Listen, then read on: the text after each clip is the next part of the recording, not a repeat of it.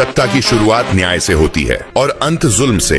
इब्न Khaldun कहते हैं, अज्ञानता ही गुलामी को जन्म देती है, और जब किसी समुदाय को लगातार डर, गरीबी और अपमान में रखा जाए तो उसकी पहली प्राथमिकता किताबें नहीं, जीवित रहना बन जाती है। और आज यही हो रहा है। हिंदुस्तान में मुस्लिम 20% हैं। इसका मतलब ये है कि मेरी क्लास में, मेरे कॉलेज में हर जगह कम से कम 14% मुस्लिम तो होने ही चाहिए। वो मुझे कहीं भी नहीं दिखे, लेकिन अगर मैं किसी पान की दुकान पर, चौराहों पर या किसी सरकारी योजना में मुफ्त की रेवड़ी बंटते देखूं तो वहाँ जरूर मिल जाएंगे। और इसी वजह से मुसलमान परेशान हैं, क्योंकि इन्होंने अपनी वैल्यू खो दी है। अब तुम इसे ऐसे समझो, जब भी हम किसी स्टॉक को खरीदने जाते हैं तो एक चीज होती है जिसे कहते हैं इंट्रिंसिक वैल्यू। इंट्रिंसिक वैल्यू का मतलब होता है उस पर्टिकुलर कंपनी के स्टॉक की असली कीमत, और यही फंडा इस दुनिया में चलता है। आपकी वैल्यू तभी होगी जब आपकी कीमत होगी। और आप दोष देते रहते हो सरकार को कि सरकार ऐसा कर रही है, वैसा कर रही है। आपने अपनी इंट्रिंसिक वैल्यू खुद गिराई है। आपकी इंस्पिरेशन कौन है? टिकटॉक पर नाचने वाले या गालियां देने वाला कॉमेडियन? और आपका गोल क्या है?